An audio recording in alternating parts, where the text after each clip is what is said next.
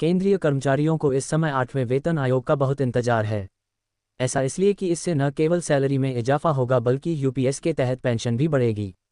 8वां वेतन आयोग कब से लागू होगा, अभी इसके बारे में सरकार की ओर से कोई आधिकारिक घोषणा नहीं हुई है। इस समय केंद्रीय कर्मचारियों को 8वें वेतन आयोग का बेसब्री से इंतजार है। ये कब से लागू होगा, अभी इसके बारे में केंद्र सरकार की ओर से कोई स्पष्ट आधिकारिक घोषणा नहीं की गई है। मीडिया रिपोर्ट्स के मुताबिक इसे 1 जनवरी 2026 से लागू किया जा सकता है। इसके लागू होने के बाद सैलरी और पेंशन दोनों बढ़ जाएंगे। वहीं हाल में ही यूनिफाइड पेंशन स्कीम यूपीएस के तहत कर्मचारियों की पेंशन में भी इजाफा होगा। केंद्र सरकार ने कुछ समय पहले यूपीएस की घोषणा की थी। केंद्रीय कर्मचारियों के लिए यह पेंशन से जुड़ी नई स्कीम है। इसे 1 अप्रैल 2025 से लागू किया जाएगा। इस स्कीम के अंतर्गत केंद्रीय कर्मचारी को उसके रिटायरमेंट से पहले के 12 महीनों की बेसिक सैलरी का 50% पेंशन के तौर पर मिलेगा। साथ ही न्यूनतम 10 वर्षों की सेवा के बाद 10,000 रुपये प्रति महीने की पेंशन की गारंटी दी गई है। पहले जाने क्या है यूपीएस। यह एक पेंशन स्कीम है। केंद्र सरकार ने 3 महीने पहले अगस्त में इसकी घोषणा की थी। इस स्कीम मुख्य बातें इस प्रकार हैं। कम से कम 25 साल तक नौकरी करने वाले को रिटायरमेंट से पहले पिछले 12 महीनों में प्राप्त औसत मूल वेतन का 50% पेंशन के रूप में दिया जाएगा। इस पेंशन के हकदार वही होंगे जो कम से कम 10 साल नौकरी करेंगे। 10 साल की नौकरी के बाद अगर कोई नौकरी छोड़ता है तो उसे कम से कम 10,000 रुपये पेंशन के तौर पर मिलेंगे। कर्मचारी की मृत्यु होने पर उसकी पेंशन की 60% रकम परिवार को मिलेगी। रिटायर होने पर ग्रेच्युटी के अलावा एकमुश्त भुगतान भी किया जाएगा। महंगाई इंडेक्सेशन का लाभ भी मिलेगा। कर्मचारियों को अंशदान करने की जरूरत नहीं होगी। सरकार अपनी तरफ से कर्मचारी की बेसिक सैलरी का 18.5% वहन करेगी। हर 6 महीने की सेवा के बदले मासिक वेतन जोड़ डीए का 10वां हिस्सा जुड़कर रिटायरमेंट पर मिलेगा। कर्मचारियों के पास राष्ट्रीय पेंशन प्रणाली एनपीएस और यूपीएस के बीच चयन करने का विकल्प होगा। नए वेतन आयोग में कैसे तय होगी सैलरी। 8वें वेतन आयोग के अप्रैल 2025 से लागू होने की उम्मीद कम ही दिखाई दे रही है, क्योंकि अभी तक सरकार ने इस पर कोई बड़ा निर्णय नहीं लिया है। ऐसे में माना जा रहा है कि यह शायद 1 जनवरी 2026 से लागू हो सकता है। 8वां वेतन आयोग लागू होने पर विशेष फिटमेंट फैक्टर के आधार पर सरकारी कर्मचारियों की सैलरी संशोधित की जाएगी। मान लीजिए कि मौजूदा 7वें वेतन आयोग के तहत वेतन संशोधन के लिए 2.57 का फिटमेंट फैक्टर लागू किया गया था। कुछ मीडिया रिपोर्ट्स के आधार पर सरकार 8वें वेतन आयोग के तहत 1.92 के फैक्टर पर समझौता कर सकती है। वहीं कुछ मीडिया रिपोर्ट्स के मुताबिक सरकार कम से कम 2.86 के उच्च फिटमेंट फैक्टर का विकल्प चुनेगी। यूपीएस के तहत कितनी मिलेगी पेंशन। मान लें कि सरकार 2.86 का फिटमेंट फैक्टर लागू करती है। ऐसे में सरकारी कर्मचारी का मिनिमम बेसिक सैलरी मौजूदा 18,000 रुपये से बढ़कर 51,480 रुपये हो जाएगी।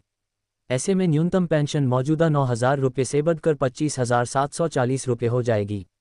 अगर सरकार फिटमेंट फैक्टर में बदलाव करती है तो सैलरी के साथ पेंशन में भी बदलाव होगा। नए साल में कर्मचारियों को मोदी सरकार गुड न्यूज़ देने वाली है। मिनिमम सैलरी को लेकर सरकार तैयारी कर रही है। मौजूदा वक्त में इन सबसे ज़्यादा केंद्रीय कर्मचारियों को इंतजार है 8वें वेतन आयोग को लागू किए जाने का। इस बीच एक और खबर मीडिया में सुर्खियां बटोर रही है। दरअसल केंद्रीय कर्मचारियों की सरकार ने मौज कर दी है। 8वें वेतन आयोग के तहत उनके फिटमेंट फैक्टर को बढ़ाने का प्रस्ताव आगे बढ़ा दिया गया है। 8 पे कमीशन, कर्मचारियों की बढ़ जाएगी मिनिमम सैलरी, पेंशन और इंक्रीमेंट में भी होगा बड़ा फायदा। 8 पे कमीशन, नए साल में कर्मचारियों को मोदी सरकार गुड न्यूज़ देने वाली है। मिनिमम सैलरी को लेकर सरकार तैयारी कर रही है। मौजूदा वक्त में इन सबसे ज़्यादा केंद्रीय कर्मचारियों को इंतजार है 8वें वेतन आयोग को लागू किए जाने का। इस बीच एक और खबर मीडिया में सुर्खियां बटोर रही है। दरअसल केंद्रीय कर्मचारियों की सरकार ने मौज कर दी है। 8वें वेतन आयोग के तहत उनके फिटमेंट फैक्टर को बढ़ाने का प्रस्ताव आगे बढ़ा दिया गया। 8 पे कमीशन, बढ़ जाएगी कर्मचारियों की सैलरी। फिटमेंट फैक्टर के बढ़ते ही कर्मचारियों की सैलरी में भी मोटा इजाफा हो जाएगा। इसको हम एक उदाहरण के तौर पर समझ सकते हैं। अगर किसी कर्मचारी की बेसिक सैलरी 20,000 रुपये है, ऐसे में नए फिटमेंट फैक्टर के मुताबिक बेसिक सैलरी 51,400 रुपये हो जाएगी। फिलहाल 7वां वेतन आयोग चल रहा है। इसके तहत मौजूदा फिटमेंट फैक्टर 2.57 गुना है, लेकिन अब कर्मचारियों की ओर से 8वें वेतन आयोग को लागू किए जाने की बात कही जा रही है। ये लागू हुआ तो फिटमेंट फैक्टर में भी बड़ा इजाफा हो जाएगा। इसके बाद ये बढ़कर 286 गुना हो जाएगा। 8वें वेतन आयोग के लागू होने के लेकर अब तक सरकार की ओर से आधिकारिक घोषणा नहीं की गई है। आमतौर पर 10 साल में ही वेतन आयोग में बदलाव किया जाता है। इसके साथ ही एम्प्लॉय और रिटायर्ड एम्प्लॉय के वेतन और पेंशन में बदलाव किया जाता है। 8 पे कमीशन। नए पे कमीशन का गठन कब होगा? 8वें वेतन आयोग के गठन पर अभी तक कोई आधिकारिक बयान नहीं आया है। आमतौर पर वेतन पैनल का गठन 10 साल में एक बार केंद्र सरकार के कर्मचारियों और रिटायर लोगों के वेतन और पेंशन को संशोधित करने के लिए किया जाता है। आखिरी वेतन पैनल 7वां वेतन आयोग फरवरी 2014 में तत्कालीन मनमोहन सिंह के नेतृत्व वाली सरकार द्वारा गठित किया गया था। इसकी सिफारिशें जनवरी 2016 से लागू हुईं। वेतन आयोग के गठन को कर्मचारियों के मूल वेतन में संशोधन की दिशा में पहला ठोस कदम माना जाता है।